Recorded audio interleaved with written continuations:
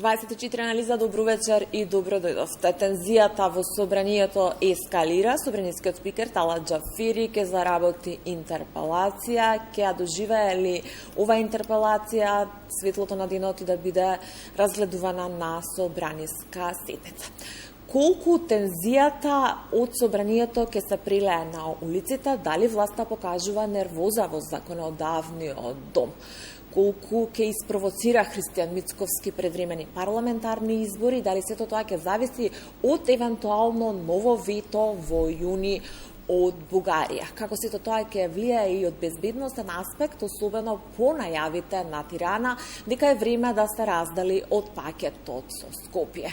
Колку добрата вест која што ја доби Македонската православна црква Охридска архиепископија може да се книжи како успех само на СДСМ и дали ќе биде тоа некој поен плюс при евентуални предвремени парламентарни избори. Јас сум Душица Мрѓа, а за политичката тензија внатре и за политичката неизвестност надвор во вечерашната 24 анализа дебатираат Фросина Ременски, поранешен подпредседател на Собранието, поранешен подпредседател на СДСМ. Добро вечер, добро дојдовте. Добро вечер. Благодарам што прифативте поканата.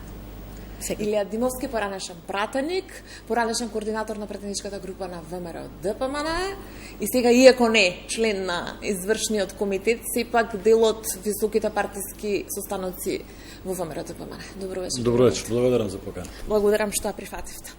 Господин Ременски, се гледа дека фокусот на политиката во Македонија некако повторно се враќа во законодавниот дом. Овие 2 дена гледаме дека тензијата ескалира. Скандал за скандал, во 2 недели 2 скандала. Колку го осудувате однесувањето на собранискиот спикер Талат Џафери?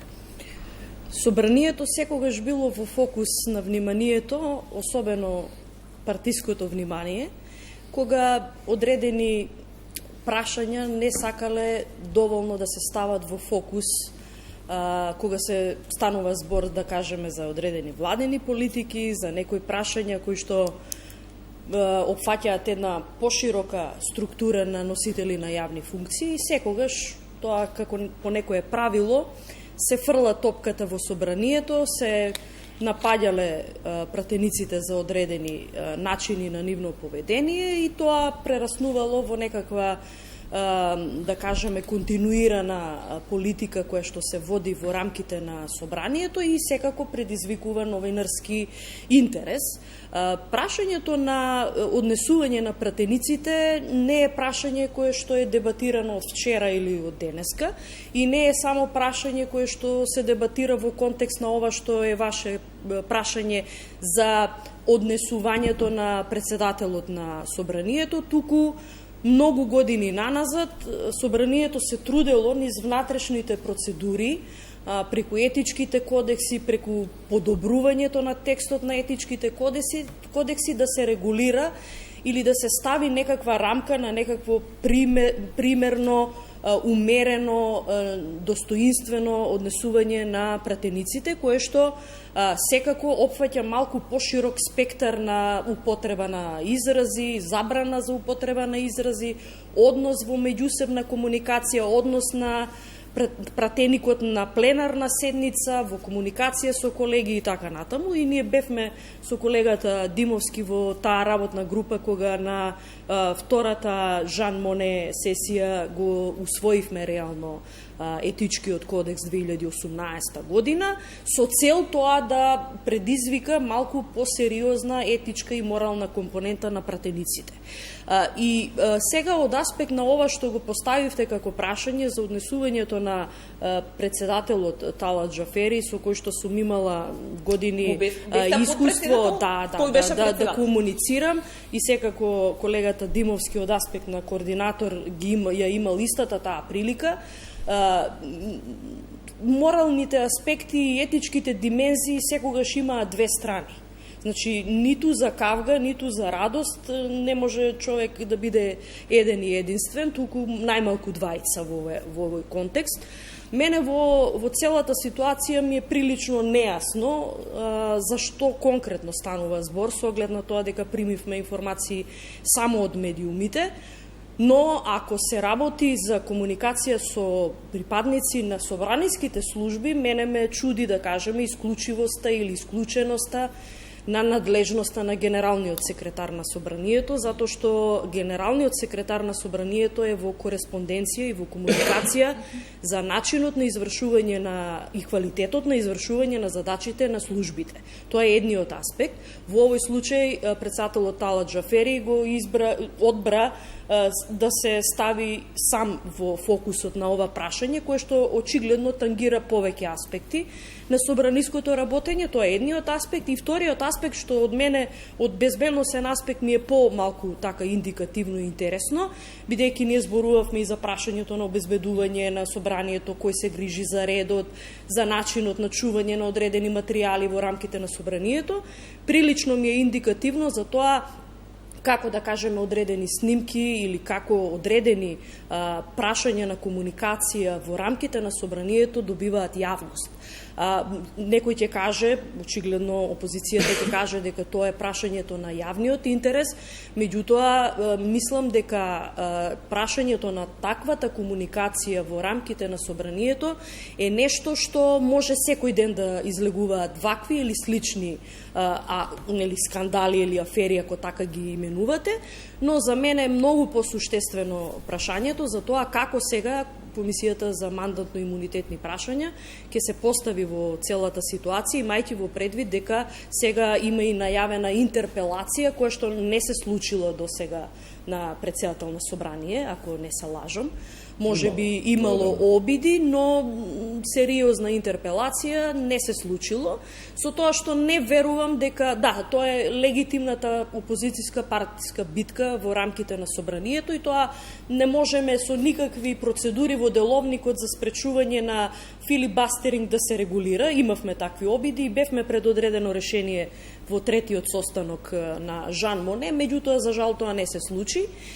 Но како и да е, мислам дека треба сега да се види како ќе профункционира тој механизам внатре кога спикерот е во прашање и колку и какви аргументи ќе спротивстават, иако не верувам дека овие 1-2 дена или една недела нешто многу ќе придонесе за демократизација на парламентарниот абиет. Повеќе би зборувала за прашањето на можни блокади, зошто, како, што тоа значи, отколку прашањето на однесување на поединци. Талат Џафери денеска на ВМРО и порача преку соопштенија дека прозирна, цитирам, намерата на опозицијата, која што сите овие години обструира работата на законодавниот дом и оневозможува донесување на битни закони за граѓаните и овој пат се обидува да создаде лажна представа во јавноста дека претседателот на собранието постапува спротивно на деловникот. Токму деловникот ги демантира нелогичните обвинувања. Стои во соопштенијето од кабинетот на Џафери. Да почнам на ова прашање или на претходниот пакет прашања? Ајде поред. Прво, генерално главниот проблем во овој мандатен состав на собранието, колку што можам да забележам ја, е тоа што не постои собранието. Јас ќе ве потсетам на некои податоци кои што сме ги комуницирале во јавност во вакви емисии, че имаше еден период од 180 дена минатата година во кој што собранието имаше работно заседавање од само 18 дена, односно 10% од деновите. Тоа е фрапантно. Имаше еден период во кој што собранието 8 месеци со разни за мене неприфатливи образложенија немаше седница за претенички прашања, односно не ја извршуваше својата надзорна улога. Исто така да подсетам дека во овој мандатен состав собранието, да не бидам 100% сигурен, но 99% сум сигурен дека нема одржано ниту една надзорна расправа за контрола на работата на владата и на другите извршни органи. Од тој аспект ние дојдовме во ситуација во која што имаме тотално нефункционално собрание. На што се должи тоа? Тоа се должи на политичка, според мене, проценка и одлука во највисоките врвови на СДСМ и ДУИ, а тоа е да се намали, односно да до максимум да се доведе и релевантност собранието на Република Македонија, иницирано од фактот дека мнозинството е премногу мало. 62, 63, 64, сега гледам некои од тие новите претеници најавија дека ќе се дистанцираат од мнозинството, но како и да е, во принцип имам очигледна тенденција за анулирање на значењето на собранието. Тоа природно создава притисок врз опозицијата, создава од поддржувачите на опозицијата, заради тоа што во системот на државната власт опозицијата единствено своја партиципација има во собранието. За мене е многу нормално, се случувало многу пати и кога СДСМ било во опозиција, се случувало и кога ДУИ во тие 2 години беше во опозиција, да искористи деловнички можности во работењето, да го привлече вниманието, не само на собранието, туку и на својата агенда. Така, опозицијата легитимно може да се согласи, да не се согласи, или да иницира донесување на одредени други закони. Јас не памтам, и иако сум го укажувал ова и директно и индиректно, дека во последните година и пол, председателот на собранието, господин Талат Џафери, поведол иницијативи кои што би значеле поголемо значење на собранието во политичките процеси. Напротив, имам чувство дека и тој лагодно во последниот период дозволи собранието да биде во таква позиција во која што е. Беше многу логично да се очекува дека создавањето на притисок во еден систем или ќе биде контролирано со испуштање на вентилите, односно дозволување на опозицијата поадекватно да ги застапува своите ставови, или тој систем ќе експлодира. Како што гледаме во последните 2 инциденти кои што ги имаше собранието. За мене е ирелевантен разговорот, снимките требало да се објават, не требало да се објават. Имавме комплетно менување на власт, менување на устав, на име на држава, на идентитет, благодарение на снимки. Така да веќе тоа е разговор кој што е ирелевантен. Едноставно, никој во јавноста нема да го прифати како релевантен. Ние треба да дискутираме за фактот дали има прекршувања. Да, се согласувам со едната причина, дека ни недостасува во системот на правна поставеност на собранието, администрација и политика, тоа е сосема различен сегмент. Неприфатлив е таквиот однос, кој што го слушнавме. И, конечно, последното ваше прашање, дали било деловничко вчера заклучувањето на пратениците или не, апсолутно не е деловничко. Го знам јас тоа, сигурно и господјата Ременска го знае. Има само една ситуација која што деловникот ја предвидува и дава можност да се затворат вратите, а тоа е кога има поименично гласање после гласање во кое што разликата на гласовите е 5 гласа. Пример, ако треба да помине одреден закон со 40 гласа, поминал со 43 спрема 38, па има право еден пратеник да побара да се гласа поименично, тогаш се затвара. Последното такво големо беше уставните измени. Така, од тогаш барање на опозицијата, не се сеќавам дали од тогаш имало. Од тогаш и немало такво гласање. Така да Џаферија дека нема систем за пријавување и дека поради тој факт. Не. Знаете како, јас сум бил пратеник во собранието и помлад сум знаел некогаш и да отидам помалку формално на седница на собрание, ќе кажам личен пример. И сум имал забелешки и од претходниот председател Велјановски, сум имал и од овој председател Џафери.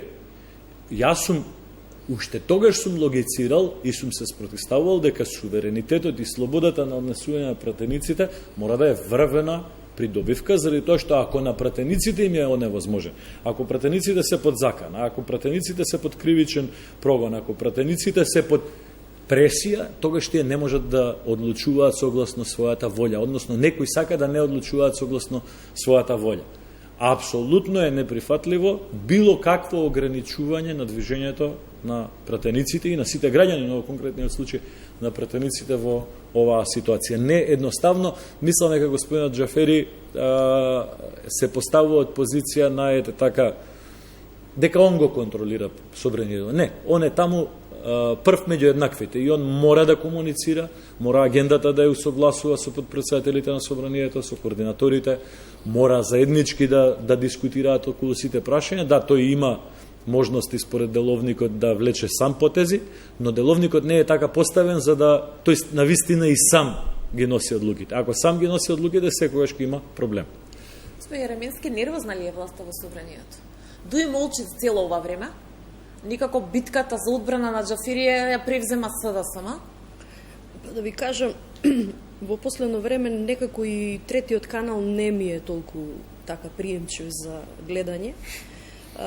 Имам секако и други професионални обврски за да гледам постојано што се случува таму, но факт е дека мислам дека најголемата нервоза е кај граѓаните. Зошто? Затоа што и тие што гледаат, што сакаат да видат некакво разумно однесување независно дали се однесува за позиција или за опозиција, гледаат нешто што не доликува на представничка демократија, ако зборуваме за прашањата за кои што ставаме најголем фокус. Јас верувам дека граѓаните повеќе ги интересира прашањето на социоекономскиот статус во периодот кој што следи и што ќе биде сериозен предизвик не само за нашата земја, која што е зависна од секаков аспект, туку и за најразвиените земји во Европа, па и да кажеме и пошироко. Така што сите овие прашања за нервоза, за релаксираност и така натаму се по мене ирелевантни, затоа што сите треба да бидат нервозни и сите треба да бидат, би кажала, во она возачка формула на четврта брзина пред пета. Зошто? Затоа што времето ги гази мерките кои што треба да се преземаат и кои што се преземаат, но динамиката која што се наметнува во периодот што доаѓа може да резултира, да кажеме, од една страна притисок кон власта од страна на граѓаните, затоа што е повикана да ги решава одредените прашања кои што се од интерес за граѓаните, но секако тоа не значи и отсуство на сериозност во рамките на опозицијата. Се согласувам со ова што го кажа колегата Димовски по однос на она што е наш заклучок, дека секоја политичка партија во извесен временски период наоѓала некаков механизам преку деловникот да изрази или да потикне внимание, но факт е дека ова време кое што измина и времето кое што доаѓа, а сведочиме, да кажеме, на многу посериозни случувања во собрание, што некако се преголеми за да сега се споредуваат овие со некои претходни, но факт е пак дека ова ново време бара сериозна кохабитација на секое ниво. Кохабитација на ниво на локална власт, кохабитација на ниво на централна власт, но највисоко ниво од аспект на задржување на заедничкиот фокус и одговорност во носење на одлуки кои што се државнички и граѓански ориентирани, социоекономски ориентирани, за да секако си го зачува кредитот кај граѓаните и власта, но секако и опозицијата, доколку сака да ги задржи позициите кои што ги има на локално ниво и да претендира да стане власт, да има соодветна логика она што го поставува како барање во рамките на собранието и по однос на процесите кои што следуваат. Според мене, исклучивото барање на избори не го решава прашањето и проблемот кој што допрва доаѓа во следниот период кој што ни предстои, а се однесува повеќе на овие безбедносно социоекономски и енергетски теми. Но укуса, само пред да Димовски да ви одговори, рековте треба да бидат сите во четврта или пета брзина. Во која брзина е владата според вас? Јас знам во која беше кога јас седе во тие клупи. Сега мислам дека е забавено темпото со тенденција да се забрза кон четврта во моментот. Но далеку е пред Димовски, господја Ремински, вели дека изборите во оваа состојба, која што исследува особено на Македонија, и премиерот Ковачевски кажа дека не чека една од најсериозните зими економски по Втората светска војна, не се решението. Зошто велите дека? Прво, избори се случуваат во многу држави во Европа, да не ги набројувам. И во последниот месец и пол се одржаа многу избори. Словенија, Србија, Унгарија, и тоа земји кои што се малци подиректно изложени. Второ, ние не смееме да ги запираме политичките процеси под закана на некаква опасност, заради тоа што тоа е лоша логика. Таа логика може да оди во екстремни димензии, во смисла да се злоупотребуваат одредени состојби во државата. Понатакај, ние оваа влада ја имаме на власт со неколку кризни состојби прогласени. Не гледаме резултати во овие неколку месеци или година, година и пол, кои што ќе значат подобрување на состојбата. Имавме здравствена криза, Македонија помина веројатно една од неколкуте држави со најлоши параметри со здравствената криза, со ковидот, и во делот на заболени, и во делот на превенција, и во делот на третирање, и во делот на протоколи, и во делот за жал на смртни случаи на милион жители. Имаме економска криза, ги гледаме параметрите, инфлацијата е веќе двоцифрена, Дефицитот во буџетот е сериозен, недостасуваат средства за многу работи, капитални инвестиции скоро и да нема. Последната бројка која што видов пред неколку дена беше 16-17% реализација на капиталните, значи не се гради ништо во државата, патишта, не се градат болници, не се градат училишта, не се градат, а тоа е систем како државата може да ја развива кризата. Се наоѓаме на социјален притисок континуирано како држава, цените растат секојдневно, практично со 1000 денари ако сте купувале пред неколку месеци 2 кесиња, сега не можете ни едно кесе да наполните во продавница. Има најава за поскапување на струјата, следствено на тоа уште еден инфлаторен бран. На светско ниво ние ги чувствуваме првите директни последици од војната во Украина, индиректните последици кои што ќе дојдат преку забавување на европската економија, побарување, пазар и така натака, допрва ќе ги почувствува. Клучното прашање не е дали треба да има избори, клучното прашање е дали оваа влада, посебно во економскиот дел, предводена од премиерот, вице-премиерот Битики, министерот Бектеши, министерот Бесими, Бочварски во транспорт и врски, Љупчо Николовски во земјоделие, дали имаат капацитет како поединци или како тим да се справат со, да речеме, најтешката економска година која што ни предстои. Јас мислам не. Заради тоа што и во мирнодопски услови резултатите се лоши на овој тим. Економски истиот е, без разлика дали премиер Ковачевски или Заев предходно, и истите министри се во делот на економските ресори. Од тој аспект, мислам дека е неопходно да има избори. Во делот на тоа дали треба да има консултации и соработка, апсолутно се согласувам. Имаше и од ВМРО ДПМН и тимови се формираа, се разговараше кои луѓе да бидат вклучени и така натака. Токму во делот на овие прашања: здравство, образование, економија, финанси, буџет и така натака и така натака. Ја условивте средбата со парламентарни избори. Па нормално. Сега видите, ако ние веќе имаме задолжување на државата во првите неколку месеци, и ако министерот за финансии, а и бивши министри за финансии овие денови, баш на вашиот канал, мислам, најавуваат дека неопходно е уште милиарда евра да земеме, за да ја протуркаме годината без ништо да направиме, за да може плата да се подели, пензија да се подели. Значи, ние доаѓаме во ситуација во која што со милиарда евра можеше цела држава во некое минато време да се направат автопати вдолж и попреку. Толку беше тоа.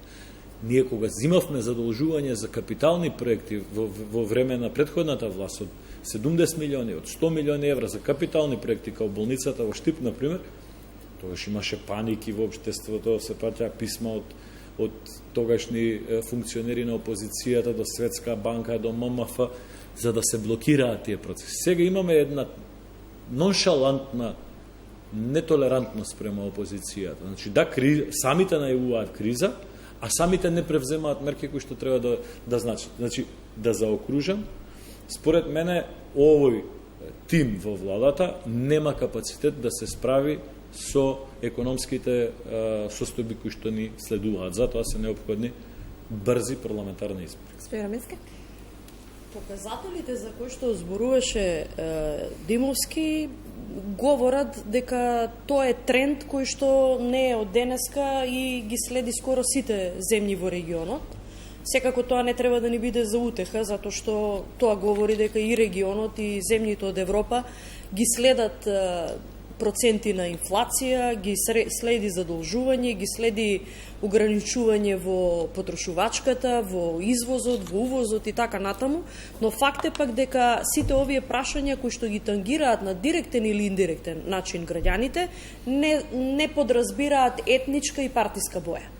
И тоа што значи? Тоа значи дека ниту овие мерки, ниту овие политики се однесуваат само за членовите, симпатизерите, граѓаните на Социјалдемократскиот сојуз, на ДУИ, на Алијанса или на ВМРО ДПМН или на Демократски сојуз, туку се однесуваат за сите.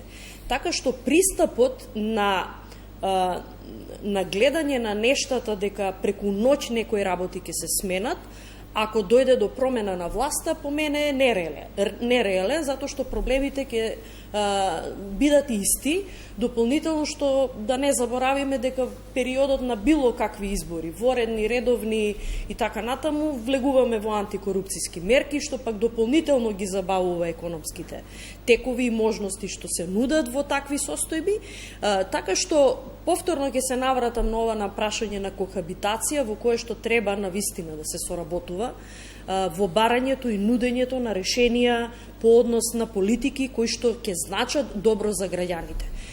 И не сум присталица на тезата дека на граѓаните ќе им се допаднат политичките партии повеќе доколку нешто обструираат или нешто премногу се однесуваат, да кажеме, добро кон граѓаните, иако тоа е примерната позиција на секоја политичка партија, да задоволи потреби на граѓаните, но не верувам дека обструирањето на одредени прашања што директно ги тангираат граѓаните и гледањето на се низ призмата на политиката и партијата ќе донесе некаков резултат. Затоа сметам дека обединувањето на силите во едно општество, независно дали станува за партиски представници, дали станува збор за вклучување на академската заедница, на стопанството, на граѓанските организации. Сето тоа треба да резултира со нешто што е навистина потреба на времето што доаѓа. Гледаме сериозен напредок и организација во рамки на креирање на тие политики во други земји, во регионот, но и пошироко во Европа, кои што се соочени во таков, би кажала, ќорсокак на неможност да се реши или да се започне со решавање на прашањата од социоекономската сфера на граѓаните, ги обединува сите. И тоа значи говорење на ист јазик на сите политички субјекти во една држава и само така може да се врати и довербата на граѓаните кон политичките партии. Секоја политичка партија си има структура која што независно од политиките на избори ќе излезе и ќе ја даде поддршката. Но факт е дека во нашата земја на било кои избори за власт одлучува една бројка на граѓани која што гледа малку пошироко од она што значи строги партиски политики и промовирање пред партиското членство, туку кон една поширока заедница. Одговорноста секогаш во една држава е на оној што ја има власт. Секогаш. И ако ВМРО-ДПМН ја условува таа средба со да се зборува и за предвремени парламентарни избори, од друга страна пак премиерот е исклучив од другата страна, во едниот Ќоша Мицковски, во другиот Ковачевски, дека нема шанси воопшто да се спомне темата исто. Па јас не сум присталица да одговарам во нечие туѓо име. Не, мислам како политика. Но прашањето на исклучивост или на политика крајна... Не, тоа е крајно условување. Значи, два пола на еден стап, би кажала, сега реално е така. Стапот има два краја. Едниот уценува, другиот не прифаќа. Компромисот е некаде на средина секогаш. И кога велиме компромис, примерно мислиме на обстапување од почетните позиции на двете страни, за да реално седне да се разговара за нешто, па макар еве биле на теми кои што ќе ги постави едната или другата страна. Но секако тоа треба да значи кохабитација. Што би рекла Ангела Меркел, компромис е кога и двете страни се незадоволни од решението. Димовски, како ќе испровоцирате предвремени избори? 61 глас треба да се распушти собранието. Имавте една таква, би рекла, авантура, не успеа. Како планирате да испровоцирате? Видете, во принцип, знаете, прво, исклучивоста на премиерот, што го спомнавте во прашањето до колешката Ременски, дава сигнал за тоа дека навистина се плаши опцијата пред време избори. Од друга страна, нервозата на Џафери исто така ја дава проекцијата на енормен страв. Знаете, пак ќе кажам што е правилно, што е паметно. Ајде, се согласувам до некаде со господјата Ременски кога вели да ги оставиме партиските дискусии на страна, но несомнено е дека економски оваа влада не може ни 5% да се споредува со економските достигнувања или капацитети кои што ги има ВМРО-ДПМН во своето конто и во во својата историја. Може да и се наоѓаат забелешки за други работи, за многу други работи, но во делот со макроекономија, буџетирање, проектирање, реализација на бруто домашни производи, капацитетот на ВМРО ДПМН секогаш е далеку понапред од оној на Социјалдемократскиот сојуз. Мислам дека ние ќе дојдеме во ситуација кога ќе имплодира самата состојба, како што гледаме во собранието, така ќе ни се создаде во општеството. Заради тоа што, видите, ние живееме веќе 5 месеци во енормно висока инфлација. Од јануар месец почна инфлацијата да добива големи разбери. Првиот месец беше 6,6, сега дојдовме на 10% инфлација. Во меѓувреме, во овие 5 месеци нема ниту една антиинфлаторна политика на владата. Толку е задоцнета, неснаодлива и толку не знае што се случува. Напротив, имаме најава за зголемување на даноци, за враќање на концептот на персоналниот данок. Зголемување на даноци значи стимулирање на инфлација. Сакате да кажете, сакам да кажам, на ВМРО ќе апсолутно не ќе предизвикаат. Не, видете. Ќе се прилене задоволството во улица. Што е пораката на оваа влада? Што е политиката на оваа влада? Европската перспектива е завршена работа. Веројатно ќе ја спомнам. Стабилноста во државата е завршена работа. Функционалноста на институциите е завршена работа. 2% доверба има во судство и во обвинителство. Економија, инвестиции, образование, здравство, се е завршена работа. Оваа влада е доодена. Практично нема што да понуди. Сега, да, веројатно ќе треба да почекаме одреден период за сите тие контексти внатре во собранието и надвор од собранието да се поклапат и да дојдеме во ситуација за одржување предвремени избори. Јас мислам дека освен на агресивен начин оваа влада нема капацитет да издржи цел мандат. И тоа нема да се случи. Пауза за реклами, продолжуваме со дебатите. Добро дојдете назад во студиото на 24, анализа за политичките тензии внатре и политичката неизвестност надвор. Вечерва во 24 анализа дебатира Дилија Димовски, ВМРО ДПМН, поранешен пратеник и координатор на пратеничката група, Фросина Ременски, поранешен подпредседател на собранието и поранешен подпредседател на СДСМ. Имам уште едно прашање, тука сакам да го завршам овој блок. Вие ако зборите ги начнавме, ќе продолжиме со тоа, во однос на тоа што не очекува со Европската Унија и со јуни. Во неколку обраќања јавни, Талат Џафери го споменува 27 април, односно дека нема да дозволи да се повтори 27 април. Ременски, колку е возможно тоа да се случи?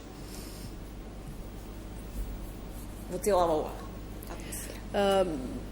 Има одредени индикатори, иако не се толку експлицитни, да кажеме како што беше периодот пред 27, но, да кажеме, одредена состојба во рамките на собранието, апропо одредено кочење или одредени процедури внатре, би можеле да рефлектираат некаква идентичност со состојбите пред 27, но јас не сум сигурна дека може да се случи 27 април втор пат, затоа што генералната превенција е толку изразена преку санкциите кои што ги добија луѓето кои што директно и индиректно учествуваа во тие настани.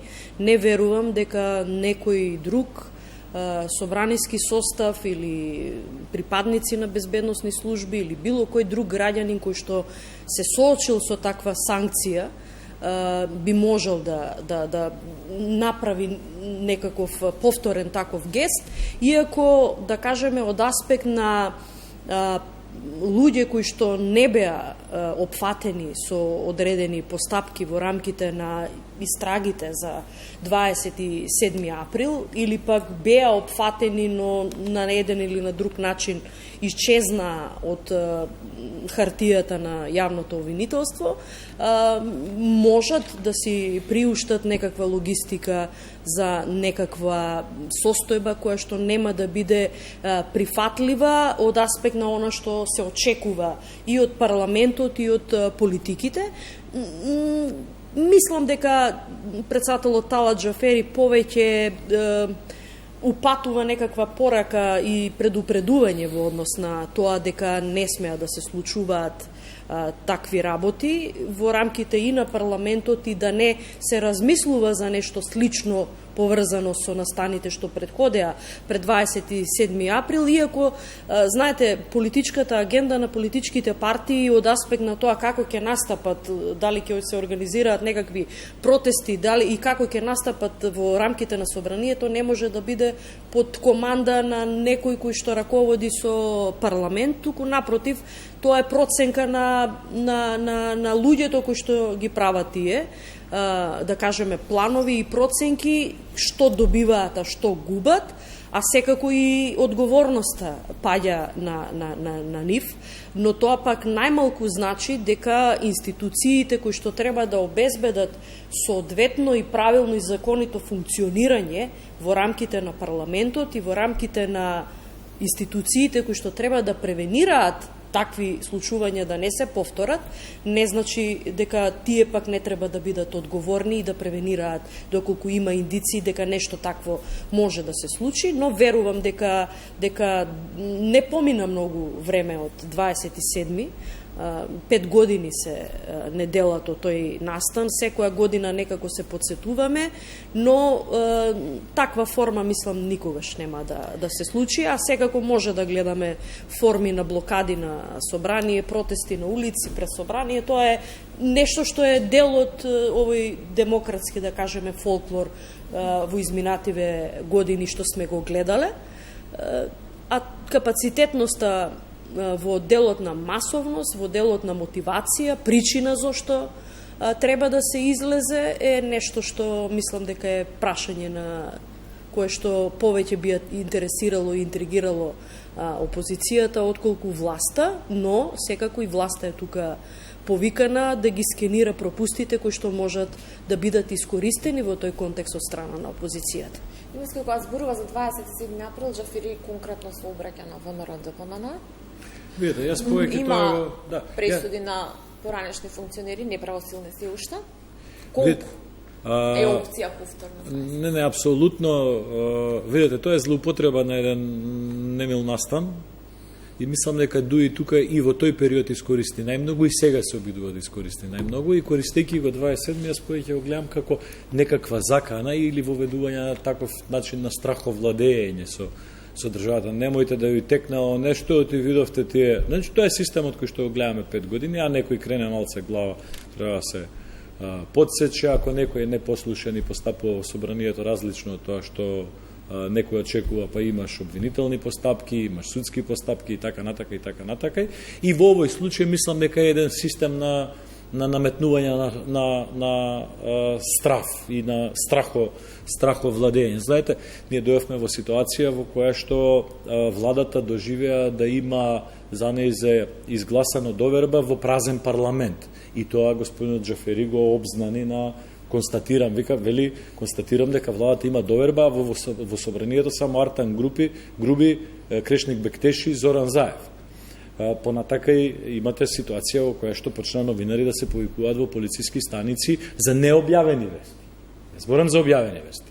Значи, ние доаѓаме во една фаза во која што е ова, иако можеби за дел од јавноста ќе е чудно, но веќе елементите на ова владење се малце поагресивни, можеби подобро спакувани, но поагресивни, отколку последните години на владењето на ВМРО ДПМН. Замислете, во собрание да се прогласи дека владата има доверба пред собрание во кое што нема пратеници. И тука веќе не правиме разговор за рационалност или за нерационалност. Од тој момент наваму, за мене ова собрание практично нема значај. Од тој аспект, велам, што побрзо дојдеме до ситуација да организираме предвремени избори, тоа подобро за целото општество. Да не повторувам од економски аспект, тука воглавно се согласуваме, зборам и од политички аспект. Влада која што има 62, 63 пратеници мнозинство не може да се однесува агресивно, доминантно, егоцентрично, не може. Че јас сум бил координатор на мнозинство кое што имало и 80 пратеници во собранието, па сме биле внимателни за сите процеси внатре во собранието. Сме разговарале.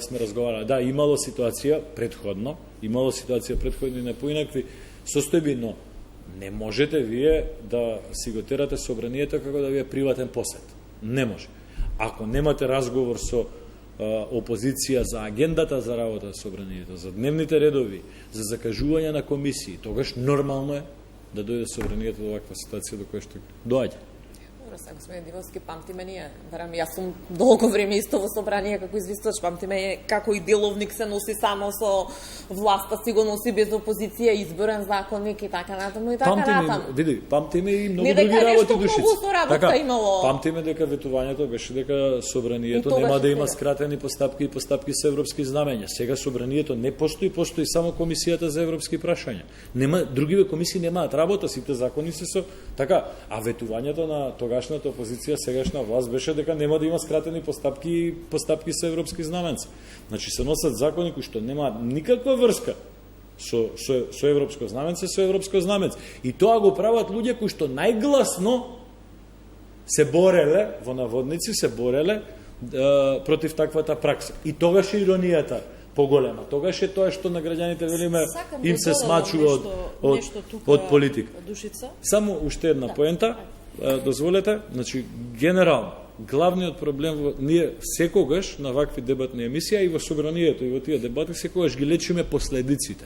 Никогаш не разговаравме за причините. Причините се изборниот модел. Да го наметнам и тоа уште еднаш, често пати се обидувам да го искористам. Се додека оваа држава нема изборен модел со отворени листи, каде што граѓаните ќе влијаат и на составот на собранието, не само во смисла на бројките кои што партиите ги добиваат, туку и во квалитативниот состав на пратениците, односно поединечниот избор на пратениците, ние ќе доаѓаме во оваа ситуација. Да одговорноста е многу поголема спрема партиите отколку спрема граѓаните. Мислам дека целокупното граѓанско општество македонско пати од заборавот. Значи некако многу малку време ни треба да заборавиме одредени состојби и да почне фокусот да ни биде насочен кон една или две работи кои што се понови. И затоа мислам дека кога разговараме, убаво е да кажеме дека многу од праксите кои што сега ги истакна и колегата Димовски, сме ги гледале години наназад. Тоа не значи оправдување дека треба да се повторуваат, далеку од тоа, не ми е тоа поентата, дека ако правеле едните можат и да прават другите, но фактот е дека пак не учиме од тие лекции. Јас ќе кажам три работи со кои што сум горда во делот на работењето на 9-тиот парламентарен состав, во чиј што состав бевме и јас и Илија Димовски, а тоа е како председател на буџетскиот совет направивме финансиска независност на собранието преку стратешкиот план кој што влезе во измени и дополни на законот за собрание. Ги внесовме собраниските служби во законот за собранието, каде што дозволивме малку поширока автономија во делот на менаџирањето со ресурси, кое што претходно беше под јавната администрација, односно под владата во контекст на министерство, а сега е под генералниот секретар. Овозможивме многу теми и прашања кои што беа, да кажеме, табу тема и предизвик за многу состави на парламентот наназад. И тоа говори дека реформскиот процес во рамките на собранието сме го направиле врз основа на акцијскиот план кој што е поставен 18-21. Како тоа сега во пракса се применува во собранието од аспект на комуникација и примена на тие одредби од законот деловникот, тоа може да го кажат сегашниве пратеници. Јас не сум таму, ни колегата Димовски не е таму за да знае дали тоа се применува или не, но факт е дека пак многу од тие реформи со кои што сме се согласиле дека се потребни за собранието, сме ги гласале заедно на буџетски совет и во рамките на собранието со цел да им овозможиме на собраниските служби исто така да бидат независни, да бидат автономни во работењето и да продуцираат ефективност и ефикасност и квалитет во работењето. Ако има одреден застој на имплементација на тој квалитативен пристап во работењето, за тоа треба секако да поведе сметка и генералниот секретар на собранието, и замениците генерални секретари, и секако тука не се исклучува председателот на собрание кој што менаџира со агендата за работа на целокупното собрание и доверува задачи и на генералниот секретар пред кој што пак има отчет пред председателот. Така што не може да кажеме дека во собранието се е нешто црно, дајте да ги истакнеме и работите кои што никој претходно не ги истакнал. Модернизирањето на собранието од аспект на дигитализација, нова опрема, па сега функционирала или не функционирала, не можам да навлегувам во тоа, беше во периодот кој што беше усвоен токму во стратешкиот план и не е тоа од вчера, туку е од години наназад. Така што сега има услови да биде подобро. Релативно добро се снајдоа денеска со опремата, барем јас колку што успеав да видам. Господин Димовски, ќе има ли вето во јуни? Односно, дали ќе остане ветот? Вето имаме веќе долго време. Ние поминавме еден 6-месечен период во кој што дозволивме нашата држава да биде подведена на дипломатската умешност на Софија. Мене повеќе тоа ме нервира отколку самиот ефект, односно самиот резултат, заради тоа што јас неколку подолг период наназад се обидувам на јавноста да ја објаснам која е стратешката политика на Бугарија базирана на искуството од претходно. Океј, дојдовме во ситуација во која што пред 6 месеци ни направија еден убав потек. Ајде сега ќе направиме 5 групи работни, ќе работиме паралелно, нема да биде битна само историјата, ќе ги отвориме другите прашања. Прво не ни дознавме кои се тие работни групи, камоли да видиме дека работеле нешто освен комисијата која што интересира Бугарија, тоа е историската комисија каде што приписокот е економски договори и таа фамозна авиолинија што почна и заврши, така, почна и заврши. Не можете со сила тие работи да ги терате. Видете, многу едноставно колешката Ременски има подобри познавања за тој предел од Македонија. Значи, имаме ние готов граничен премин со Бугарија над Берово, кој што од наша страна е направен од пред 10-15 години. Да има толкава желба за економски и инфраструктурно да се поврземе, тоа Бугарија може да ја кошта неколку милиони евра за да го отвори тој клепало граничен премин. Така да додека тоа не се случи, за мене не се реални работи. Она што ние не гледаме е дека ние повторно ги повторуваме грешките кои што ги правевме со Грција. А тоа е дека секогаш сме предмет, прво на лажна надеж, второ на лажни кампањи за некаква европска иднина во Македонија, на кое што има политичари, на кои што изградија кариери, продавајќи европска иднина, која што никогаш не ја видовме во државата, политичариве завршија со својата кариера, си ја завршија својата работа. И трето, ние секогаш некако дозволуваме туги иницијативи да не доведат до таму до каде што стигнавме со Грција, тоа е во мртов правец, а веројатно таму ќе одиме и со Бугарија. Според мене, ние треба да расчистиме нашето општество. Дали сите во Македонија се согласуваме дека разговор, односно одстапки за јазик, идентитет, историја, историски ликови, национално достоинство нема да правиме. Ако е така, не гледам логика што разговараме со Бугарија. Во делот на Комисијата за историски прашања, па и во делот на некои неформални документи кои што имавме можност да ги видиме околу евентуално договарање со Бугарија. Португалска превод. Така е. Со формулација. И неколкуте негови верзии до пред 2-3 месеци, нели, циркулира во делот јавноста. Сега. Ако ние констатираме меѓу себе дека не разговараме за тие прашања, тогаш нема да разговараме. И тогаш треба да пресечеме црвена линија, односно да поставиме црвена линија и во Софија, но и го повторувам многу пати во Берлин, во Париз, во Холандија, во Словенија, во Хрватска, во Унгарија, секаде кај што треба, да отидеме сами и сами да ја превземе иницијативата и одговорноста, да кажеме, луѓе, ние со Бугарија повеќе за вакви прашања кои што оптеретуваат минато, а не создаваат иднина, немаме намера да разговараме. Очигледно во Македонија се уште има политичка структура во власта, која што калкулира, мислејќи дека со некакви ситни одстапки по однос на национално достоинство, дефиниции за јазикот од кога постои, мултицентрално, како го нарекуваат професорката, ќе ме исправи, мултиполарен поглед на историјата. Сега ние на деца од 600 оделение треба да не да ги учиме кој е Гоце Делчев, туку ќе ги учиме македонската наука. За Гоце Делчев вели дека е македонски револуционер, ама бугарската наука ја учи дека е бугарски револуционер. Тоа е мултиполарноста во системот. Очигледно дека некој не калкулира, ги калкулира овие прашања без да е свесен која е националната стратегија на Бугарија и каква грешка направивме со прифаќање сите барања со Преспанскиот договор, заради тоа што создадовме преседан. Ние дозволивме со меретен член 7 во Преспанскиот договор да си го дефинираме, редефинираме, поделиме и упропастиме националниот идентитет. Кога и не Радев, и Бојко Борисов предходно, и сите политичари од Бугарија велат, штом сте можеле со Грција тоа да го направите, јавно го велат. Штом сте можеле тоа да го направите со Грција, треба седнете да го направите и со Бугарија. Од тој аспект, јас не гледам друг начин, ние само ќе се лажеме, уште 6 месеци, уште 6 месеци, уште 6 месеци. Не гледам друг начин да излеземе од оваа ситуација. Дека се гледа некаква символика, но повеќе мислам дека е двојна игра на good кап и бед кап, добар полицаец и лош полицаец со улогата на Петков се гледа, но апсолутно дека тоа нема да помине во бугарското општество и политичка елита исто така. Господи Ерменски?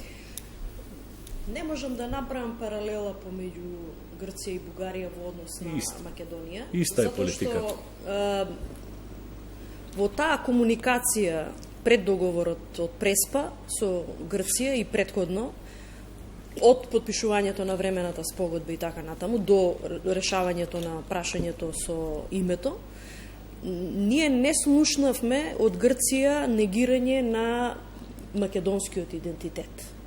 Како не, Фросина? Значи, никој нас не условуваше... Грчката дипломатија и бугарската нема да се согласам со тебе, Илија. Не. По македонското прашање. Ние можеме за македонското прашање сме разговарале многу на таа тема, но факт е дека нас од Република Грција никој не ни кажал вие во Македонија сте бугари. Да, кажал некој дали сме македонски народ, не натерија филхармонија да ја прекрстиме, значи, да не биде македонска филхармонија, да не биде македонски театар. Сакам поентата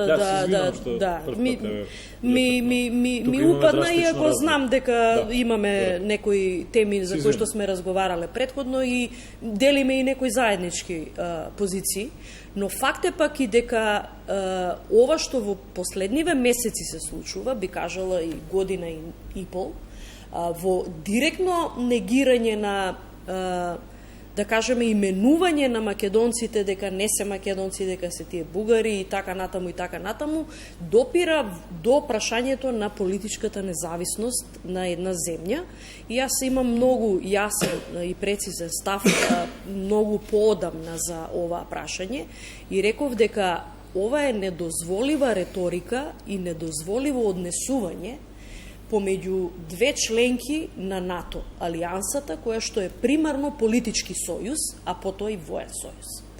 Значи, ние скоро и да не дебатираме на политичката агенда на НАТО, која што треба да се грижи за градењето на доверба, политики на решавање на проблеми и политики на заедничко одлучување кога ќе се допрат заедничките интереси на сојузниците. Во овој случај ние имаме несоодветна реторика според таа политичка агенда на НАТО помеѓу две членки, во која што со негирањето на политичката независност на една земја во смисла на идентитетска определба на граѓаните кои што живеат на политичката територија наречена држава, омеѓена со граници, забораваме дека тоа е еден вид на мешање во внатрешни работи и на еден или на друг начин негирање на одреден суверенитет. И сметам дека додека прашањето помеѓу Македонија и Бугарија во овој ќорсокак и во ова наелектризирана состојба со говор на омраза која што некако се затскрива за некакви граѓански иницијативи, а некако лебди во воздухот и секој гледа да ја дофати, ако тоа не се издигне на ниво на безбедносно прашање во политичките кругови на НАТО, по членот 6 од договорот за НАТО, алијансата, во Северноатланскиот совет, ако не се дебатира, што, да кажеме, блокадата или ветото за почнување на преговори со Европска Унија на Република Северна Македонија од страна на Бугарија значи за регионот и за Република Северна Македонија, тогаш мислам дека Европската Унија блокирана од овие енергетско-економски теми кои што во моментот доминираат на тоа поле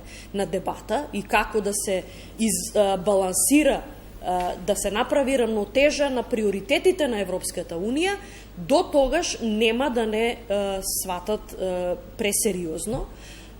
Употребата, прашањето, отварањето на загрижувачко прашање што треба да се дебатира на Советот, на Северноатланскиот совет, го искористија сега во контекст на руско-украинската војна, го искористија Бугарија, Чешка, Унгарија, Романија и Молдавија.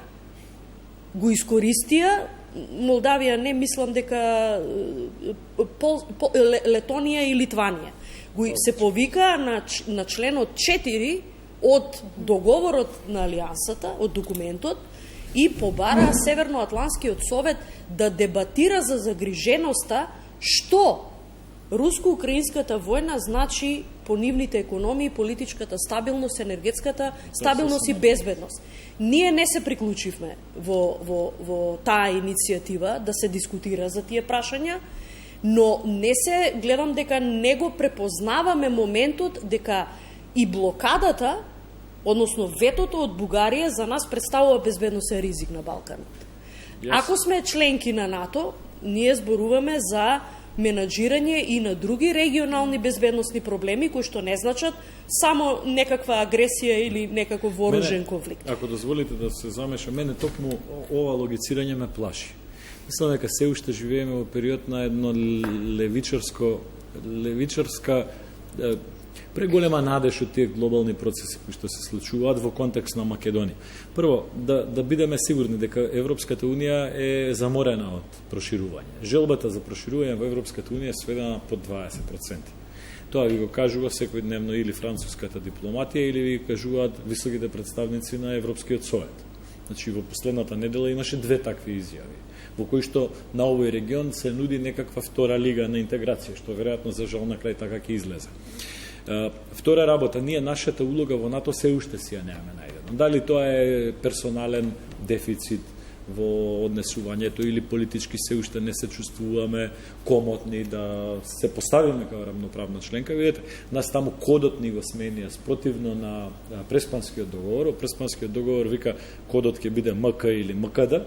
Во НАТО ни го сменија кодот во НМ, па никој од македонска страна, спротивно на Преспански договор, никој од македонска страна не се побуни или не го штопираше тоа како процедура. Имаше деманти колку што памтам? Па немаше демант, тоа е така. Трета работа, во самиот НАТО сојуз постојат и поголеми политички конфликти и проблеми од колку Македонија, Бугарија. Да не подсетувам, да се докажа, да се подсетам на односот помеѓу Турција и Грција и безбедносното прашање на Кипар и на целиот архипелаг на острови во Егејското море. Да не ве подсетам на политичките турбуленции низ кои што последните 5-6 години живеат односите помеѓу Европската Унија и United Kingdom, Обединетото кралство, Англија, Голема Британија, Велика Британија. Пак во контекст сега на победата на Шин Фейн во Ирска и можноста британската влада се повлече од разноразни капацитети на односите. И тоа за нив се побитни прашања. Само да ви кажам, не би рекол. Ние ако се надеваме дека некој друг за нас ќе ја заврши работата, нема да дојдеме до добро. Инаку во делот на одговорност треба да бидеме прецизни и да нацртаме. Ние со прифаќање на договорот за добрососедство со Бугарија, формално и ги дадовме инструментите на Бугарија да не држи во ќорсот. Со прифаќање на договорот со Бугарија, со Грција, таков како што беше, ние и дадовме пример на Бугарија за што треба да не уценува. И уште една реченица, воопшто не се сомневајте. Дипломатскиот однос, политиката по однос на македонското прашање е многу прецизно решено во низа од договори, почнувајќи од почетокот на овој век, преку Букурешки, Нејски договор, Версајски договор и така натака, во односите помеѓу балканските држави. Ние живееме во премногу кратка одсечка за да носиме заклучоци кои се стратегиите на балканските држави. Ќе ви дозволам и сакам и да го закружиме со моето прашање, таман да закружите репликата, колку ова што се случува со Македонската православна црква, Охридска архиепископија, ќе биде уште еден аргумент бугарската православна црква да не блокира, а пропос се тоа што го зборувам? Јас мислам дека не е толку директно врзано ова прашање. Да го искористи Софија како аргумент? Не правам јас некаква цврста паралела помеѓу тие два настани, иако е сериозно прашање кое што е решено после децениска шизма и сега се поставува прашањето дали еврошизмата може да се реши по однос на ова што ние период што следи. Треба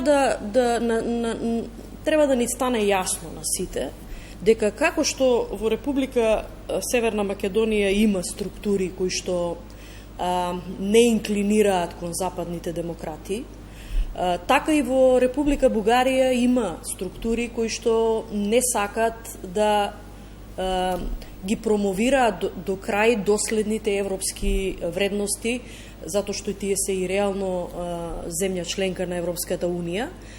И факт е дека Бугарија во моментот е земја која што има две нозе во една чизма. Би кажала, не може пренаклонета да биде кон Европа и кон Западот, а да не биде во дел наклонета и кон Истокот, во смисла на Русија. И тоа се огледа и во одлуките, и во политиките, и во политичките ликови структури, но пак факт е дека и еден човек или една гарнитура или една политичка партија во Бугарија не може да го реши овој проблем.